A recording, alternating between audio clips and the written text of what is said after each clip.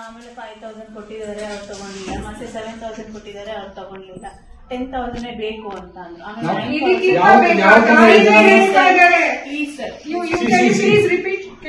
Madam ಅವ್ರ ಹತ್ರ ಮಾತಾಡ್ತೀನಿ. ಅವರು 5000 ಕೊಟ್ಟಿದ್ದಾರೆ ತಗೊಂಡಿಲ್ಲ, ಮತ್ತೆ 7000 ಕೊಟ್ಟಿದ್ದಾರೆ ತಗೊಂಡಿಲ್ಲ, ಮತ್ತೆ 10,000 ಬೇಕು ಅಂತ. ಅದಕ್ಕೆ 9,000 ಕೊಡಬೇಕು, ಅದನ್ನ ಇನ್ಕ್ರೀಸ್ ದೇವನಹಳ್ಳಿಯ ಸಾರ್ವಜನಿಕ ಆಸ್ಪತ್ರೆಯಲ್ಲಿ ಬಡ ರೋಗಿಗಳಿಂದ ಹಣ ಪೀಕುತ್ತಿದ್ದ ದಂಧೆಯನ್ನ ಎಂಎಂಟಿವಿ ಸಾಕ್ಷ್ಯ ಸಮೇತ ಬಯಲಿಗೆ ಎಳೆದಿತ್ತು. ಸುದ್ದಿ ಪ್ರಸಾರವಾಗುತ್ತಿದ್ದಂತೆ ಅಲರ್ಟ್ ಆದ ಜಿಲ್ಲಾ ಪಂಚಾಯತ್ ಮುಖ್ಯ ಕಾರ್ಯನಿರ್ವಾಹಕ ಅಧಿಕಾರಿ ವಾಸಂತಿ ಅಮರ್ ಅವರು ಇಂದು ಆಸ್ಪತ್ರೆಗೆ ದೌಡಾಯಿಸಿದರು. ಆಸ್ಪತ್ರೆಯ ಪ್ರತಿಯೊಂದು ವಾರ್ಡ್ಗೂ ಭೇಟಿ ನೀಡಿದ ಸಿಇಒ ಅಲ್ಲಿದ್ದ ರೋಗಿ ಹಾಗೂ ಅವರ ಸಂಬಂಧಿಕರ ಜೊತೆ ಚರ್ಚಿಸಿ ಮಾಹಿತಿಯನ್ನ ಪಡೆದರು. ಆಸ್ಪತ್ರೆಯಲ್ಲಿ ಆಗುತ್ತಿರುವ ಅನಾನುಕೂಲಗಳು ಹಾಗೂ ವೈದ್ಯರ ದರ್ಪದ ಬಗ್ಗೆ ಸಾರ್ವಜನಿಕರು ಅಧಿಕಾರಿಗಳ ಮುಂದೆ ತಮ್ಮ ಅಳಲನ್ನ ತೋಡಿಕೊಂಡರು. ಆಮೇಲೆ 5000 ಕೊಟ್ಟಿದ್ದಾರೆ, ಅವ್ರು ತಗೊಂಡಿಲ್ಲ. ಮತ್ತೆ 7000 ಕೊಟ್ಟಿದ್ದಾರೆ, ಅವ್ರು ತಗೊಂಡಿಲ್ಲ.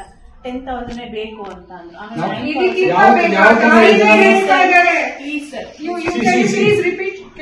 ಮೇಡಮ್ ಅವ್ರ ಹತ್ರ ಮಾತಾಡ್ತೀನಿ.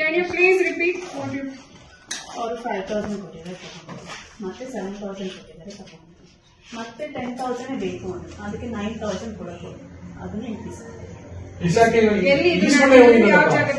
ಲೇಬರ್ ರೂಮ್ ಇದೆ. ನೀವ್ ನೋಡಿದೀರಾ? ಇಲ್ಲ, ನಾನ್ ನೋಡಿಲ್ಲ, ನಮ್ಮ ತಾಯಿಯವರೇ ಕೊಟ್ಟಿದ್ದು ಇವರು. ಆಯ್ತಾ, ಅದಾದ್ಮೇಲೆ ಇದೆಲ್ಲ ನ್ಯೂಸ್ ಎಲ್ಲ ಆದ್ಮೇಲೆ ಮತ್ತೆ ಅವ್ರು ಬಂದು ನನ್ಗೆ ಬೇರೆ ಟೈಮ್ ಅದನ್ನೇ ಹೇಳ್ತಾ ಇದ್ದಾರೆ. ನಿಮ್ಗೆ ಅಷ್ಟು ಕೃತಜ್ಞತೆ ಇಲ್ವಾ?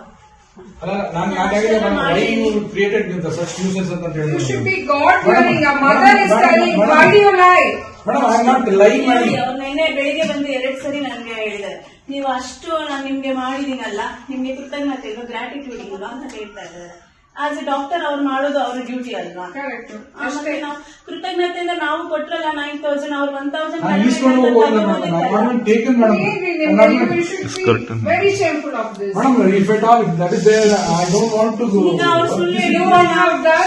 Delivery with complications. Gratitude to God will save you, and the government has given us 6,000, 7,000, 9,000. When it is less, you know that. No, madam. ನಿಮ್ಗೆ ಅಷ್ಟು ಗಲಾಟೆ ಮಾಡಬೇಕಾಗಿತ್ತು ಅಂತ ಹೇಳಿದ್ರೆ ಅಷ್ಟೇ madam. The person who came there, he spoke about my wife and my daughters.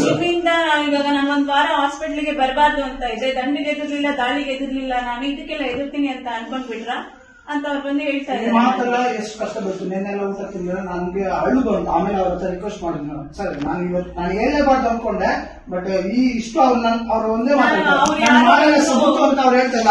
News paper ಅವ್ರು ಯಾರೋ ಬಂದು ಗಲಾಟೆ ಮಾಡಿ ಅವ್ರಿಗೆ ಬಂದು ಆಪರೇಷನ್ಸ್ ಮಾಡಿ ಹೇಳಿ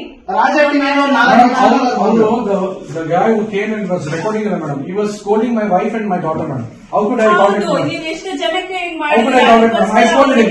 Don't come to my family. When I'm not done justice for the patient, I'm not going to take any single entry. How can you say that? It is your duty. Madam, I've done it, madam.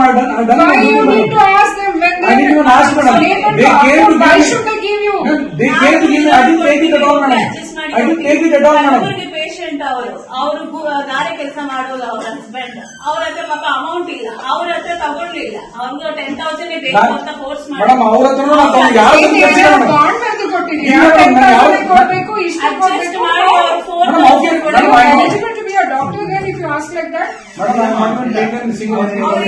ತಗೊಳ್ಲೇ ಇಲ್ಲ ಅಂತ ಅವ್ರು ಹೇಳ್ತಾರೆ, ಕೇಳಲೇ ಇಲ್ಲ. ಇನ್ನು ರೋಗಿಗಳಿಂದ ಹಣದ ಬೇಡಿಕೆ ಇಟ್ಟಿದ್ದ ಹಾಗೂ ಕಡಿಮೆ ಹಣ ನೀಡಿದ್ದಕ್ಕೆ ಚಿಕಿತ್ಸೆ ನೀಡಲು ನಿರಾಕರಿಸಿದ್ದ ಆರೋಪಿ ಡಾಕ್ಟರ್ ರಾಮಚಂದ್ರ ವಿರುದ್ಧ ಸಿಇಒ ವಾಸಂತಿ ಅಮರ್ ಅವರು ಕೆಂಡಾಮಂಡಲವಾದರು.